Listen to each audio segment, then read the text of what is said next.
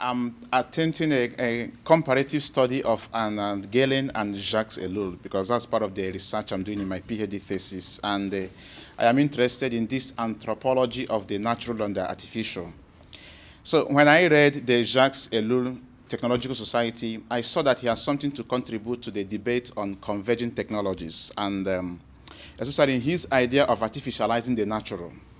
But I discovered also that this nuance, this sense also exists in another contemporary of Jacques Ellul, that is Arnold Gehlen, who is the principal author of my dissertation. So Gehlen speaks about naturalizing the artificial, but Jacques Ellul speaks about artificializing the natural. And in both of them, we can see the dialectics of technique as being pro-artificial and anti-natural. So my discussion will go through the dialectics of Ellul, who speaks about artificialization of the natural and the naturalization of the artificial in Arnold Gehlen, because these questions are very pertinent today, especially amidst the controversies of the technological reimagining of the human person, the human nature. So, but what fascinates me about their ideas is that we can see in these guys already writing after the Second World War, some insights that are prophetic and very anticipatory to what we are passing through today. Now, in my research, I'm trying to see if there are personal communication between these two guys, Jacques Ellul and Arnold Gehlen, both are European scholars. But I discovered that I cannot find any personal communication between them. But I'm trying to argue that there is something of a kindred spirit between the two of them. And I'm making this argument based on two factors, historical and ideological. The first factor is historical and cultural because both of the scholars, have their ideas midwifed immediately after the Second World War. Going through the experience of the Holocaust, they saw how human ingenuity became so monstrous, in the dramatic and overwhelming use of techniques in the concentration camps. So we can argue, from the point of view of history, that the war experience offered the platform for their philosophical prophecy about the omnipotence of the technological phenomena in transforming the social order and the human condition. The second point, that shows the connection between them is ideological. Because by the time these guys were writing, the technological character was unfolding, the debates about philosophy of technology was coming on board, and that time debates were polarized from the pessimistic or the optimistic side, the dystopic or the utopic. But both of them distanced themselves from this intellectual polarity and said they claim to analyze both the good, the ugly, and the bad in the technological factor. For instance, Jacques Ellul claimed that he was neither a fatalist or a pessimist, but one interested in interrogating the facts of technological civilization. When one reads the work of Gehlen on technology, he calls it Man in the Technical Age. Gehlen also goes beyond this polarizing, factor, in philosophy of technology, and argues insistently that technology has both anthropological and biological necessity because it helps the human being who is organically deficient to achieve self-understanding and survival. So I can argue, following from these 2 points, that these guys are both realists, because they confronted the situation, before them, especially following from the war experience. Now, when Ellul argues that by conquering nature through technique, humanity begins to live the first level of the artificial, he agrees with Gehlen, who claims that what is natural to the human being is artificial. So for Gehlen says, technique constitutes, as does man himself, artificial nature. So the first level of the artificial for Ellul is the technical environment, what he calls the universal of the artificial, and what it means, that is what is natural for the human person. And so both scholars will argue that artificiality defines humanity. That is, the human being lives by subduing the fatal constraints in nature, fabricating tools, and imposing normative obligations. Now, Ellul speaks about artificialization of the natural. What does he mean? Ellul believes from the beginning that human beings have the creative capacity to superimpose their power over nature. He calls it the power instinct. Now, in the second chapter of the Technological Society, he lists artificiality alongside rationality as one of the known features of the technological phenomenon. But this theme of artificiality was not exhaustively treated in the Technological Society. And so you can find, a more deepened engagement of this discussion in another article he wrote in 1980, which he calls Nature technique and artificiality. And he wrote there, and I quote, of course, in the Technological Society, says, the world that is being created by the accumulation of technical means is an artificial world and hence radically different from the natural world. Technique destroys, eliminates, or subordinates the natural world and does not allow the world to restore itself or even to enter into a symbiotic relationship with it. In the article of 1980, he writes, and I quote, we are rapidly approaching the time when there will no longer be any natural environment at all. When we succeed in producing an artificial nature, the night will disappear and the perpetual day will reign over the planet. Now, the structure of his argument about this concept of artificialization of the natural, has three basic structures. First of all, the first argument is evolutionary. He says man is essentially artificial and the producer of artifacts, brought into existence by means of the artificial, and himself the producer of art. Man is the artificer. So he says human beings stand out in the animal world through three artificial constructs. Tool-making, the human being is a homo faber, tool-making. Through language, man as a homo loquens, and through work, man as a homo laborans. Now, in these three activities, one can make a case for the passage from animality to humanity because the human being shows distinction, creativity, artificiality, and self-realization through them. The second argument he makes about artificialization is from morality. He says, humanness is asserted through forming norms that supersede the spontaneity of instincts. So Ellul bases this norm on the principle, thou shalt not kill. He says that this principle has no foundation in nature, thou shalt not kill. So the normative obligations we have, for better organization of the human society, human activity are artificial and distinctively human because they go beyond some animal behaviors. And that is why he argues that normativity is an artificial creation that makes humans truly unique. So the artificial institutions we have that help to safeguard the human person, he says, are artificial creations. And so he argues that in nature, we cannot find any model. Now, the third argument, most interesting, is the one from the Bible, as a theologian. He argues that from the Bible, we can discover that the human nature has no affirmation of being a given substance. He says, he supports this argument with the creation story of Genesis. And he says, though human beings are fashioned through the materials of nature, the giving of life through the Spirit of God is something artificial. So he says, the vocation that God gave to man in the Garden of Eden to till and keep the earth is a call to artificial creativity, to modify the natural order and make it a home. In naming the animals in the Garden of Eden, humans used words that were products of artificial creation of language. So Ellul considered the human condition based on artificiality as an uncertain condition. And in this idea of uncertainty about the human condition, I see Ellul reconnecting himself to what I call the Renaissance anthropology of the Italian philosopher Piccolo della Mirandola, and then thinkers like Friedrich Nietzsche and then Arnold Gehlen, because they all believe in this concept of human indetermination, that the human being is an undetermined animal who constantly unfolds himself. Now, for Ellul, creating an artificial world through technology is the vocation of the human person, essential to his human condition, and can never be interpreted as a misnomer. So for Ellul, this condition cannot be tied to survival strategy arising from necessity. At this point, Ellul passed away with Arnold Gehlen, who says technology is a product of anthropological and biological necessity.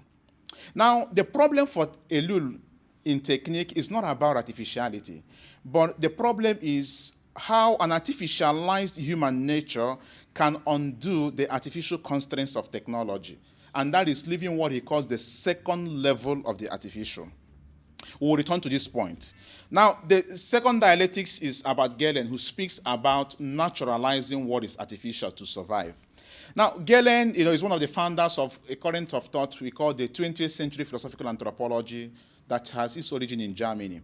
And so he brings to the discourse on technology his anthropological and biological perspectives. Gehlen returns to Plato's dialogue, the Protagoras, about the myth of origin, the Prometheus, the human deficiency. And so he argues that technology is conceived as a dimension of natural artificiality of human life form. This German thinker, insistently argues that technology is used to create an artificial nature for the human person who is organically deficient. So Gehlen, this is a very wonderful perspective he brings to the discourse. He says the human being biologically is deficient. Biologically deficient. And so he must survive only relying on technology. And so creating what is artificial is what is natural for the human person. And that is why he calls the technological man the anticipatory Prometheus, the man who has the capacity of foresight. Now, Gehlen's biology, shows that humans are biologically constrained to create a special place in the world through technical artifacts because of their organic deficiency and inadaptability to the natural environment. I give a little quote of what he says. He says, man lacking specialized organs and instincts is not naturally adapted to a specific environment of his own, and is thereby thrown upon his natural ability to transform intelligently any preconstituted natural condition. Now, the deficient being who cannot survive without modifying the natural environment with inventive intelligence needs technological artifacts because his inadequacy is constitutionally ontological. Ellul agrees with Gehlen at this point because Ellul himself sees technique as showing man's desperation to survive. The French philosopher Ellul calls technique an intermediary agency that assures human beings of protection, defense, and equilibrium in nature. Now, humans are at risk and must strive to compensate or overcome their organic lack. So the only way to survive is to create an artificial world, what he calls the second nature, through intelligent modification of the natural order. The word intelligence is underlined. Now, this emphasis on intelligent action connects to the practice of wisdom humans receive from Prometheus. If you, read that particular dialogue, you see that after gifting man the gift of fire as technology, he gave man practical wisdom to be able to utilize this fire, because once man exceeds the limit, he's burnt by the fire. Now, for Gehlen, a special place in the world has to be won through what he calls prosthetic function of technology, that is, using technology as the artificial limb for survival.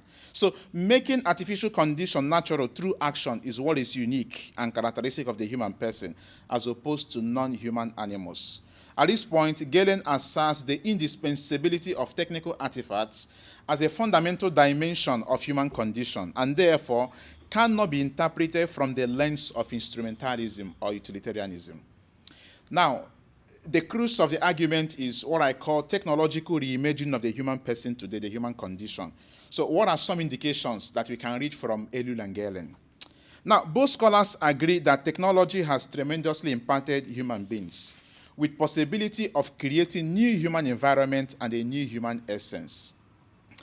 Gehlen argues, and I quote, "The world of technique embodies the features we associate with our images of the great man, Nietzsche's Übermensch. Like that man, technology is inventive, resourceful, life-fostering, and at the same time life-destroying." And he says, technique's propensity to make or mar the human condition lies in the womb of technology. Now, on his part, Ellul makes an announcement of the arrival of what he calls the L'homme machine, the man-machine, which for him arrives through the technification of nature and the human condition. This man-machine heralds the creation of a new human type as the ideal. So today we talk about the superhumans, the transhumanists, and their agenda. So these ideas were already present in Ellul, as far back as 1954. Very interesting. Now, the human being, according to Ellul, is not compared to imitate this new human, this machine man. But he says, and I quote, "He can, if he wills, despise this new human. But when he will always find himself in an inferior position before this new man." So, especially when he enters into competition with this new man, of course, the superhuman, the cyborg, the human person feels inferior. Now, he calls the man-machine complex the formula of the future that will lead to a birth of a new entity conditioned and determined behaviorally by its coupling with techniques, cyborg technology. Now, this involves a complete assimilation and adaptation of the human being to the machine. Human nature, according to Ellul, has been modified. With a great sense of prevision, he thinks that the advent of this technification is not far.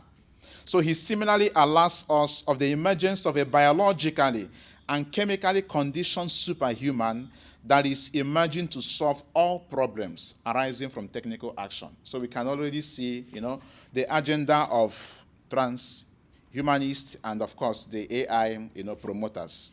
Now, this new creation puts human condition at stake, such as the intellectual, the psychic, and the spiritual components. During the last discussion, we're talking about the shortening of the attention span. These are all problems. Now, similarly, Ellul and Gehlen agree that technique has a role of augmenting and enhancing human organs. Today we talk about the organs of human enhancement.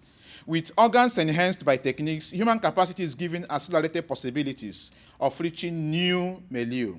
Now, Gehlen assigns to techniques functions of organ strengthening, replacement, or facilitation. Now, this perspective of Gehlen, for me, I think interests transhumanists and AI promoters, But the multiplication of, organic parts by technology have positive connotations. But still, the human beings are constantly estranged from reality and trapped in abstractness because they rely on sophisticated intermediaries provided by technology. So humans have been condemned to constantly adapt to evolving artificial nature. So this is the result of what we call the technological reimagining of the human essence. Now, the third point in that area is that these two scholars agree that nature is not to be perceived as a model. Now, there is no law in nature commanding obedience from humans. Rather, humans impose artificial obligations on themselves, which are products of human choice, according to Ellul. In their situatedness within nature, human beings are not trapped by conformism to natural order. Nature is what it is essentially because of the inventive creativity of human beings to modify it artificially. Now, in a similar vein, nature does not constitute a limit to human inventiveness. But to survive, there are limits in nature that human beings cannot exceed. Otherwise, they will be extinguished. To avoid being burnt by exceeding limits, humans are to be guided by what Ellul calls the instincts of life and self-preservation.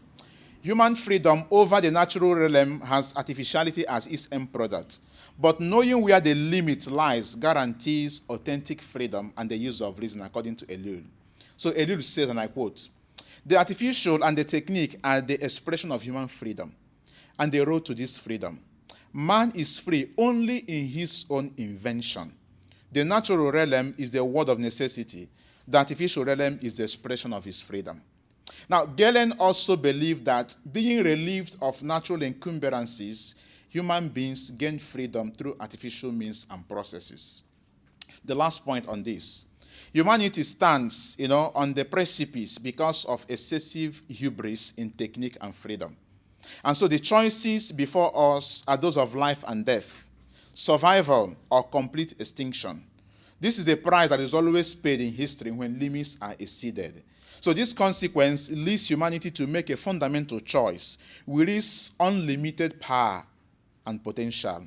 The immoderation in technique can make it impossible for human beings to subdue the artificial as they did to the natural. So we are combating the artificial nature, no longer the natural. Now, the reign of the artificial poses some untold threats to human condition. And according to Ellul, the human desire to reduce everything in nature to artificial creates a situation that will not be habitable. And according to him, this plastic and synthetic condition offers man what he calls the condition of astronauts, living with artificial oxygen. So he makes a case for embodiment. Today we talk about embodiment philosophy. And I quote him, "We forget that man still remains a creature of flesh and blood, and also of passion and freedom. And it is not human to be reduced to a stage of guinea pig, living in a totally artificial world. The elimination of the natural does not coincide with what is still in man."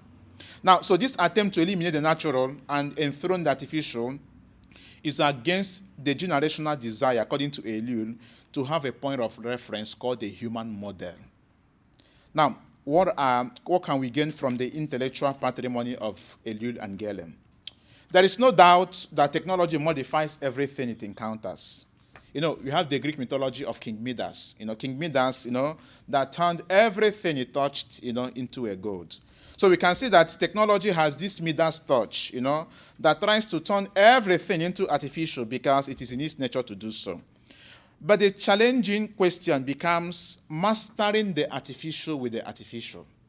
So we have conquered the natural. So if we live in the artificial, how do we master the artificial with the artificial? I'm rounding up, So here, I want to make reference to, a few points of Ellul and Gehlen. So Ellul says, to be able to master the artificial with the artificial, we have to look at three considerations, what he calls the ethics of recognition, the ethics of limit, and the ethics of the human factor. Now, recognition consists in our awareness of, that there are multidimensional realities existing, and that there is something elusive and enigmatic about the human person that technology cannot solve. So we need some level of epistemic humility to acknowledge that technology cannot solve all human problems.